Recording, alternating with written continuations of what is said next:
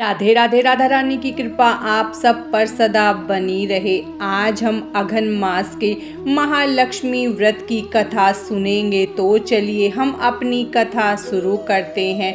भारतवर्ष के सौराष्ट्र देश में यह कहानी हुई है। सौराष्ट्र में उस समय भद्रसर्वा नाम के राजा थे। वे बड़े पराक्रमी राजा थे।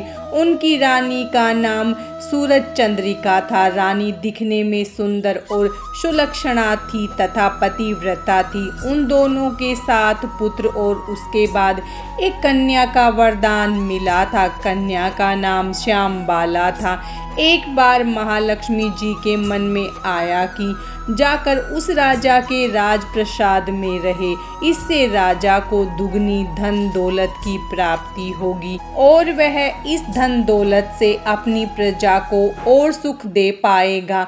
गरीब के घर अगर रहे और उसे धन दौलत प्राप्त हो तो वह स्वार्थी की तरह केवल अपने ऊपर ही खर्च करेगा। यह सोचकर श्री महालक्ष्मी जी ने एक बूढ़ी ब्राह्मण स्त्री का रूप धारण किया। हाथ में लाठी लिए लाठी के सहारे रानी के द्वार तक पहुंची। यद्यपि उन्होंने बूढ़ी औरत का रूप धारण किया था, पर उनके चेहरे पर देवी का तेज था। उन्हें देखते ही एक दासी सामने आई। उसने इनका नाम धाम काम धर्म पूछ डाला।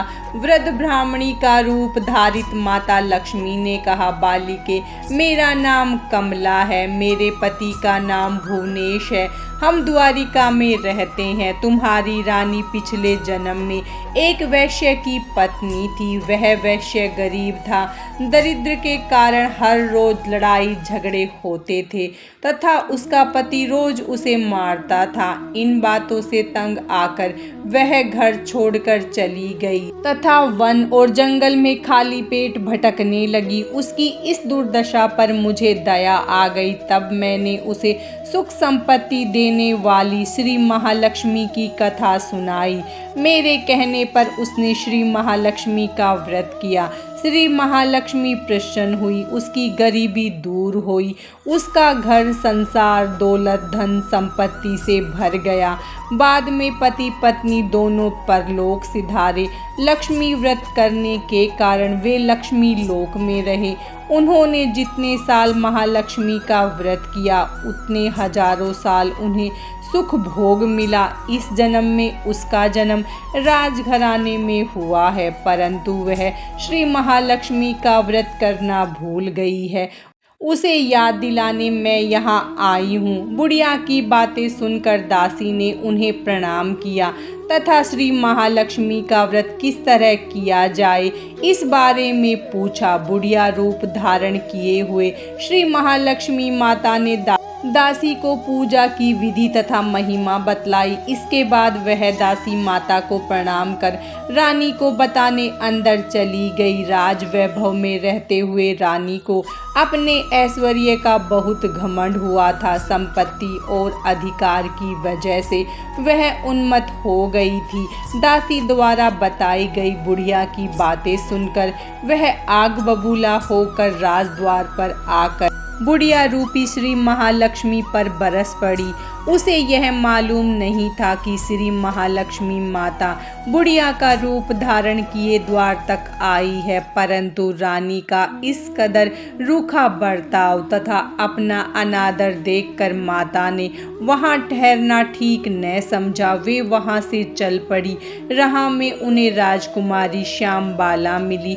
उन्होंने श्यामबाला को सारी बात बताई। श्यामबाला ने अपनी ओर से श्री महालक्ष्मी माता से क्षमा मांगी। माता को उस पर दया आई। उन्होंने श्यामबाला को श्री महालक्ष्मी व्रत के बारे में बताया। उस दिन अगन माघशीर्ष माह का पहला गुरुवार था। श्यामबाला ने परम श्रद्धा से श्री महालक्ष्मी का व्रत रखा। फलस्वरूप राजा सिद्धेश्वर के सुपुत्र मालाधर से उसका विवाह हुआ। वह धन दौलत ऐश्वर्य वैभव से माला माल हो गई। पति के साथ ससुराल में आनंद से दिन बिताने लगी। इधर श्री महालक्ष्मी का रानी पर प्रकोप हुआ। फलस्वरूप राजा भद्रशर्वा का राज्य एवं कारोबार नष्ट हो गया, यहाँ तक कि खाने के लाले पड़ गए। ऐसी हालत में एक दिन रानी ने राजा से निवेदन किया, हमारा दामाद इतना बड़ा राजा है, धनवान है, ऐश्वर्यशाली है, क्यों न उसके पास जाएं। आप अपना हाल उसे बताएं, वह जरूर हमारी मदद करेगा। इस बात पर राजा भद्रशर्वा दामाद के पास रवाना हुए। राज्य में पहुंचकर एक तालाब के किनारे थोड़ी देर विश्राम के लिए ठहरे। तालाब से पानी लेने आते जाते दासियों ने उन्हें देखा। उन्होंने विनम्रता से उनकी पूछताछ की। जब उन्हें मालूम हुआ कि वे रानी श्यामबाला के पिता हैं, तो दौड़ते हुए जाकर उन्होंने रानी को सारी बात बताई। रानी ने दासी के हाथ राज परिधान भेजकर बड़े ठाट से उनका स्वागत तथा आदर सत्कार किया, खान पान कराया। जब वे लौटने लगे तो सोने की मोहरों से घड़ा भर कर दिया। राजा भद्रशर्वा जब वापस लौटे तो उन्हें देखकर रानी सूरज चंद्रिका खुश हुई। उन्होंने सोने की मोहरों से भरे घड़े का मुंह खोला, पर हाय भगवान, घड़े में धन के बदले कोयले मिले। यह सब श्री महालक्ष्मी के प्रकोप से हुआ। इस प्रकार दुर्दशा में और कई दिन बीत गए। इस बार रानी स्वयं अपनी कन्या के पास गई। वह दिन अगन माह का अंतिम गुरुवार था। श्यामबाला ने श्री महालक्ष्मी का व्रत किया, पूजा की, अपनी माता से भी व्रत करवाया। इसके बाद रानी अपने घर आई। श्री महालक्ष्मी व्रत रखने पर उसे फिर से अपना राजपाट, धन दौलत, ऐश्वर्य प्राप्त हुआ। वह फिर से सुख शांति आनंदमय जीवन बिताने लगी। कुछ दिनों बाद राजकन्या श्यामबाला अपने पिता के घर आई।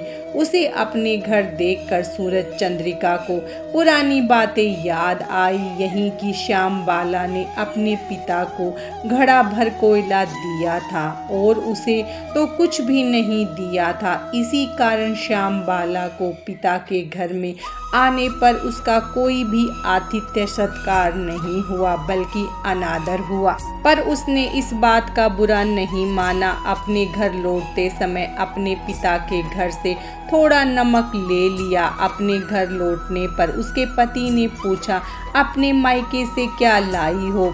इसने उस पर जवाब दिया, वहाँ का सार लाई हूँ। पति ने पूछा, इसका क्या मतलब हुआ? श्यामबाला ने कहा, थोड़ा धीरज रखें, सब मालूम हो जाएगा। उस दिन श्यामबाला ने सारा भोजन नमक डाले बिना बनाया और परोसा। पति ने खाना चखा, सारा खाना नमक बिना था, इसीलिए स्वाद न आया। फिर श्यामबाला ने थाली में नमक डाला, इससे सारा भोजन स्वादिष्ट लगने लगा। तब श्यामबाला ने अपने पति से कहा कि यही वह मायके से लाया हुआ सार है। पति को उसकी बात सही लगी।